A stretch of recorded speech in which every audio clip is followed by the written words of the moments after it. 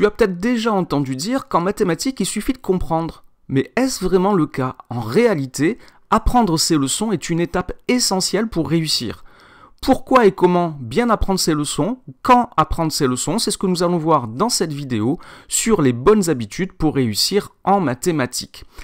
Alors, vocabulaire, définition, propriété, théorème, méthode, exemple, et j'en oublie certainement, la leçon contient des éléments qui sont essentiels à comprendre et à connaître parfaitement bien.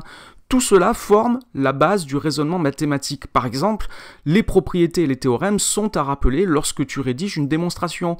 Les formules sont à connaître parce que tu vas les utiliser pour faire des calculs dans tes évaluations et dans les exercices.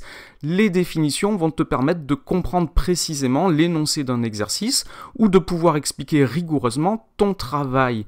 En effet, en mathématiques, il faut être précis et rigoureux. Et la précision et la rigueur commencent par l'utilisation du bon vocabulaire, par l'application de la bonne propriété ou du bon théorème, de la bonne formule et de la bonne méthode. Donc, connaître la leçon d'un cours est essentiel et surtout ça va te permettre de suivre le cours suivant parce que si tu arrives en classe sans savoir ce qui a été fait la fois d'avant, sans connaître les méthodes, sans connaître les formules, etc., eh bien tu ne pourras pas faire les exercices, tu ne pourras pas comprendre la suite de la leçon. Donc il est vraiment essentiel de connaître la suite de la leçon, ça va te permettre de travailler en autonomie, d'être efficace et donc de progresser et d'obtenir de meilleurs résultats. Alors maintenant, concrètement, comment apprendre une leçon de façon efficace? Attention, lire la leçon ne suffit pas pour l'apprendre. C'est bien de la lire, ça permet de s'assurer qu'on a bien compris tout ce qu'il y a dans la leçon. C'est beaucoup plus facile d'apprendre quelque chose qu'on a compris plutôt que d'apprendre quelque chose qu'on n'a pas compris. Et si on n'a pas compris, il faut poser des questions. Mais une fois qu'on a compris la leçon, il faut la mémoriser. Alors pour t'aider à la mémoriser, il y a plusieurs techniques. Tu peux commencer par la relire plusieurs fois pour que tu t'imprègnes du contenu. Il y a une étape qui est importante que peu d'élèves font parce que ça prend du temps, c'est de recopier la leçon. Alors ça prend beaucoup de temps, si on ne veut pas tout recopier, on peut se faire des petites fiches de synthèse, une petite fiche mémo, une petite fiche pour se rappeler de tout ce qu'il y a dans la leçon, mais on va copier dessus que l'essentiel, les définitions, le vocabulaire, les propriétés, les formules par exemple. Ensuite, il faut vérifier si on est capable de restituer cette leçon. Alors, on peut le faire à l'oral, et le mieux, c'est de la réciter à quelqu'un, si tu as cette possibilité, soit à la maison, soit avec un copain ou une copine à l'école.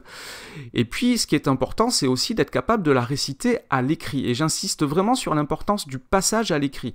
Parfois, des élèves pensent qu'ils ont bien appris leur leçon, et ils sont sincères, et au moment de l'évaluation, ils sont plus capables d'écrire la propriété ou la formule.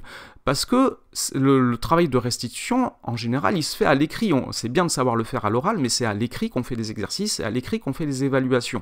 Donc il faut être capable de s'entraîner sur ce travail-là. Et bien sûr, donc se faire interroger par quelqu'un si c'est possible, pour vérifier qu'on a bien compris. Interroger sur pour restituer la leçon, mais aussi poser des questions pour voir si on a bien compris tout ce qu'il y a dedans et si on s'en rappelle. Alors maintenant, quand faut-il faire ce travail? Là encore, il ne faut pas attendre le dernier moment, on ne travaille pas juste pour l'évaluation. Apprendre une leçon, c'est un travail quotidien. Chaque jour où tu as cours de mathématiques, quand tu rentres à la maison, une des tâches que tu as à faire, c'est d'apprendre la leçon du jour. Il faut apprendre régulièrement, relire et relire, se faire des petites fiches, c'est un travail régulier. Et il faut le faire même si ça n'a pas été donné en devoir. On attend d'un collégien et d'une collégienne qu'il soit autonome dans l'apprentissage des leçons, dans l'apprentissage des méthodes. Donc c'est un travail qu'on fait régulièrement en autonomie. Et si tu le fais, tu verras que tu vas vraiment progresser parce que tu pourras être beaucoup plus actif en classe. Voilà pour cette bonne habitude pour réussir en cours de mathématiques. Apprendre ces leçons, c'est une étape essentielle pour progresser en mathématiques. Cette vidéo est terminée, merci de l'avoir regardée. N'oubliez pas de lui donner un j'aime, de s'abonner à la chaîne et de laisser un petit commentaire pour voir si cette méthode fonctionne bien avec toi. Au revoir.